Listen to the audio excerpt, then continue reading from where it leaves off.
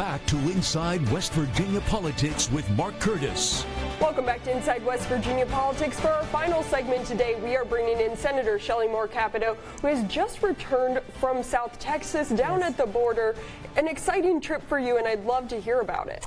Well, it was a very impactful trip for me. I chair the Homeland Security Appropriations Subcommittee, so a lot of my responsibilities are funding Border Patrol and ICE and all of the security that goes around building a wall, and so I wanted to see firsthand. I was there last year. I wanted to see what improvements we've made, how the situation is going, and it's actually gotten a little better.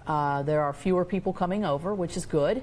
And we have a new protocol in place that I think is acting as a deterrent for many families and individuals to come in. But we toured detention centers. We went to the crossing points. We saw the wall itself. And so I learned quite a bit. A lot of controversy with those detention centers and the conditions they're in. Mm-hmm. Did you see any of those negative things in those centers? You know, I think the reason that we saw reports of issues at the detention centers was because of the volumes. They're not originally set up to hold as many people as they were. What I saw was facilities that were well managed, where people were held for very periods of time, and that in processing centers and then held in a short period of time in a detention center. But I also saw access to water, snacks that was very heavily emphasized, showers, hygiene materials, some of the criticisms that you've seen. I also saw an interesting facility where children were there, unaccompanied minors were there, girls who had babies. So this is 16, 17-year-old women, girls who have had children of their own.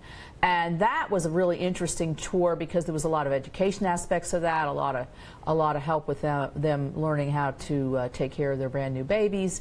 And so I was very satisfied when I saw that.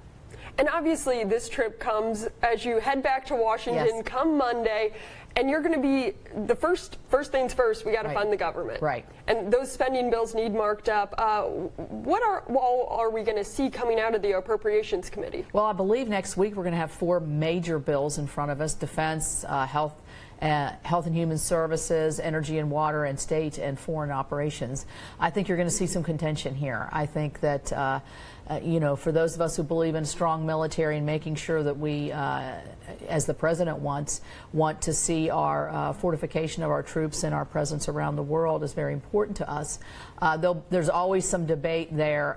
And then on the health and human services side, that's Medicaid, Medicare. There's always some disagreements there. There's also funding for National Institutes of Health, which I'm particularly interested in for research for health diseases. So, I mean, I think it's the give and pull of government. It's always rough a little bit, but we'll get there. Obviously, one of the biggest benefits that West Virginia has is having you and Senator Joe Manchin on the Appropriations Committee. As you head back to Washington, what are some things that you're working on that impact West Virginia in particular? Well, I think obviously the opioid crisis is something that we've worked on quite a bit with Health and Human Services, both through NIH, but also through the Centers for Mental Health Services.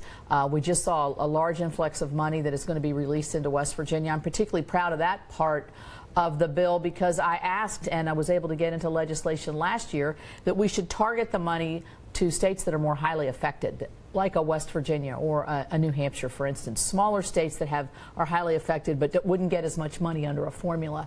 So we're able to get more money here to help with treatment and other things. So that's important to me. I think also, you know, obviously energy is important to me as a energy producing state. I want to see the research going forward for clean coal. I'd like to see a fix to our miners' pension. That's something that we talk about quite a bit and is very important to me. So there's lots of things kind of got the ball rolling. And obviously a big issue here in West Virginia right now are those deaths out of the VA in Clarksburg.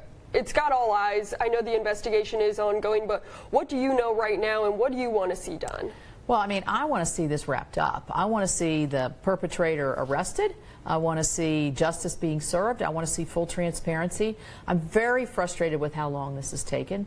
I'm particularly frustrated that as a senator, that we were not as informed as we should have been. And then the information that I've tried to get from the OIG, from the VA, from the U.S. Attorney's Office has been very difficult. And to put yourself in the place of those families who entrusted the care of their veteran to the hospitals, it's extremely, extremely disturbing. Well, unfortunately, that's all the time we have. Senator Shelley Moore Capito, Republican from West Virginia. Always thank you so much. Have a safe trip back to D.C. And thank you so much for joining us for Inside West Virginia Politics. You can find our podcast wherever you download your podcast.